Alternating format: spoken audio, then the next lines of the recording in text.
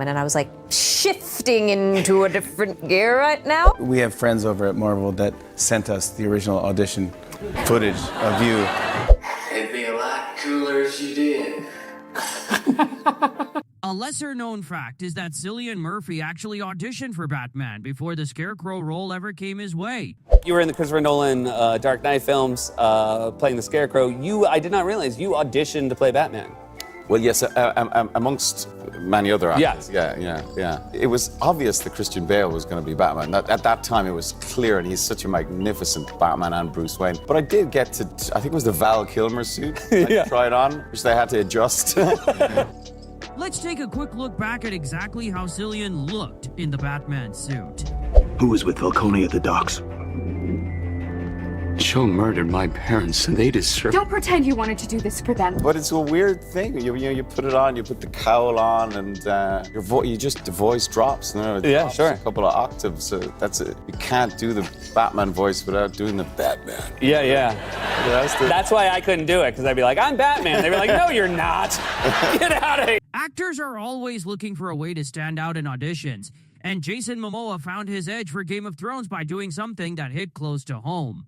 I'm a huge fan of Game of Thrones. I saw the other day the video of your audition for Game of Thrones. Oh, yeah. You did the hacker. Yeah. That's the coolest audition I've ever seen. I was unsure if I was going to do it. I asked my buddy, and he's like, yeah, you got to do it. But it was weird because it was just two little nice ladies recording, and I'm like, oh, you mind if I try something first before we do the audition? And they're like, oh, please, I'd be delighted. And then I just start getting into it, which is rather scary. There's something universally uncomfortable about seeing your younger self on camera, even when it's the very audition that started it all, and these celebrities know that feeling all too well.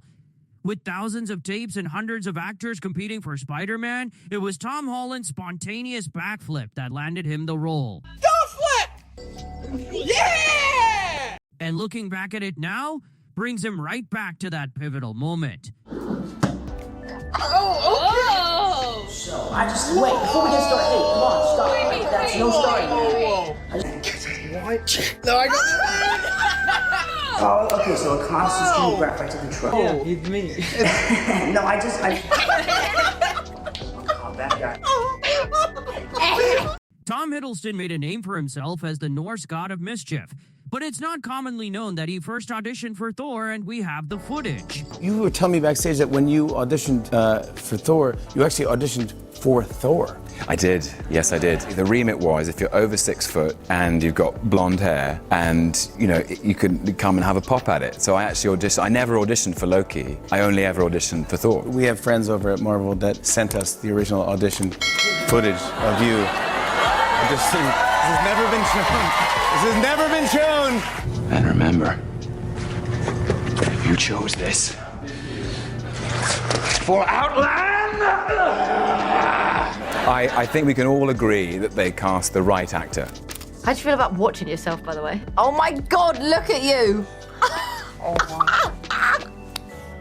Oh. Look on my head. Why is your hair doing that? Because that's what my head used to look like. I hated that. Okay, well you're not supposed to like looking at yourself. But that was great. That was the one that got me the part, I think. Really? Apparently, yeah. But that's Jamie. This Maori war chant, known as the haka, holds serious power. And watching Jason perform it in his audition tape makes it clear exactly why he landed the role.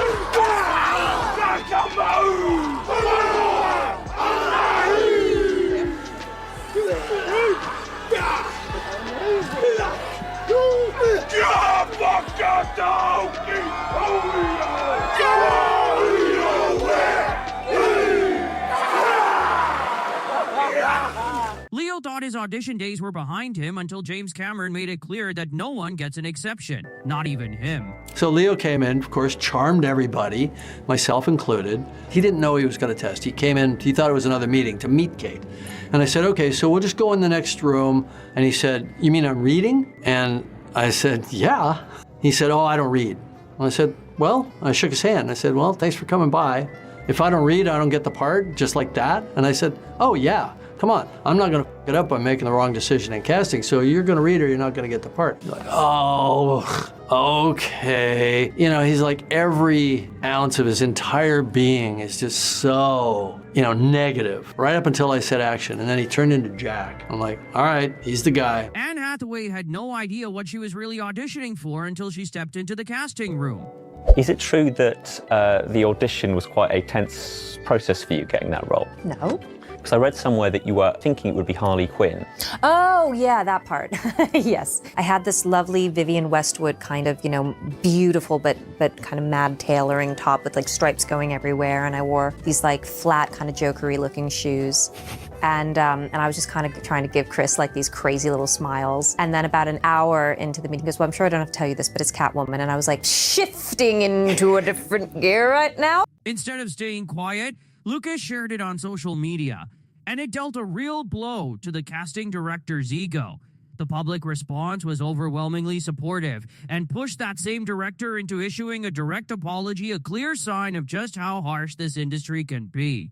You're lucky to get an audition, then you get it. You get there, you walk into a room full of guys that look just like you. You realize you're not the only one that wore the cowboy hat. Then before you go in, you hear the casting director negotiating the deal for the guy that already got the part. Yeah. Turns out Jared Leto already got it. Yeah. Then you go in, you think you're doing you just think, I'll do it as an acting exercise. You go to your car, you got a parking ticket because the street cleaning sign has been covered by the auditions this way sign. Then you get in your car, you change, you muster up, the guts to go back to until you go to another one, and you wait in traffic for 2 hours and you go through it again. Before his now widely recognized roles, Lucas Gage was grinding through auditions like every struggling actor. And one Zoom call turned that struggle painfully public. These poor people live in these tiny apartments. Like, I'm looking at his, background, and he's got his TV and Yeah, I'm muted. I know it's a shitty apartment. That's why give me this job so I can get a better one. All right. Reflecting on that audition years later, Robert's perspective on how it all came together shows just how pivotal that moment truly was. One instant I had to psych myself into that there was nobody else on earth had a chance. I was too prepared. I was too confident. Was it a great audition, in your opinion? I think, obviously it went pretty well. Explain this to me, because I'm not an actor and I don't understand. But would you go and study a confident tycoon and kind of take on his persona? Is that a way of getting to that character? I was just thinking, this is me, and I am in this situation. That's what you do? Absolutely. Before becoming one of the most recognizable names in film, Leonardo DiCaprio was grinding through auditions just like every other hopeful actor. Do you remember the audition when you first met De Niro? I remember there was a mustard jar scene, and he had to jam a mustard jar in my eye repeatedly. It was an abuse scene. The script sort of didn't call for it, but I got up and he said, now, is it empty? Is it empty? And I got up and I screamed, no! Like completely unnecessary, but I screamed in his face, and I sat there, and everyone started laughing at me in the entire room. De Niro, everybody was in hysterics. I sat there frozen thinking, oh my God, I just screwed this entire opportunity up. And then, Bob, in traditional De Niro fashion, kind of just looked at me and went, it's good, it's good, it's good. Megan Fox landed one of the biggest action roles of her career in Transformers. But during her audition, Michael Bay's priorities were, to put it mildly, a bit strange. Long before she became one of Hollywood's highest earners. The only thing Mike asked me when I was reading with him and auditioning, he just asked me if I could run. He's like, can you run? I was like, well, yeah, I think so. And the other thing he asked me, he goes, do you have a nice stomach? And I said, well, in my opinion, yes, I do. So I figured I'm going to be running, hopefully not naked, but I'll be running in a belly shirt, maybe. Scarlett Johansson tried out for Jumanji at just 11 years old and missed out on the role, which went to Kirsten Dunst instead, but that disappointment ended up leading her toward plenty of other opportunities. You auditioned for Jumanji. The role went to Kirsten Dunst. That is true. As a kid, did you go to see Jumanji after? Yeah, I saw you Jumanji, did? but I liked it. I liked Jumanji. Yes, but do you sit there and go, "Mother, why didn't they take No, me?" I wasn't bitter enough at then. Yeah, now you're Now I'm bitter. On the subject of auditions, I couldn't track down Denzel's early tapes, but this clip perfectly captures how actors generally feel about the audition process. You must be at that stage where it's like, you're not reading scripts and auditioning, right? It's been about 40 years for that, love. About 40 years. Yeah, I haven't auditioned for a movie in... 40? I don't know if it's 40 exactly. I won an Academy Award in 1989. That's How many right. years ago is that? So that would be 35? I'm sure that nobody asked me to audition after That's that. crazy. I may be wrong. love that I for may you. be wrong. I may be wrong. I don't know. I mean, do you miss that? Auditioning? Yeah. No. Long before becoming TV's biggest villain, Anthony Starr auditioned for James Bond against a stacked list of competitors, including Henry Cavill and Sam Worthington. And his candid reaction to that footage reveals just how harsh self-criticism can get, even for a Hollywood star. It also recently emerged, and I don't know how you feel about this, but your audition for James Bond came out, Anthony. Vodka martini, shaken not stirred. And for you? The same. Thank you, Mr. The name's Bond. James Bond. I don't know how to feel about that coming out. It's very strange that they even let it out. It doesn't bother me really. I mean, look, we all start somewhere, so it is what it is. But it is one of the worst readings of Bond, James Bond, you'll ever see. Stone-faced piece of wood, just Bond, James Bond.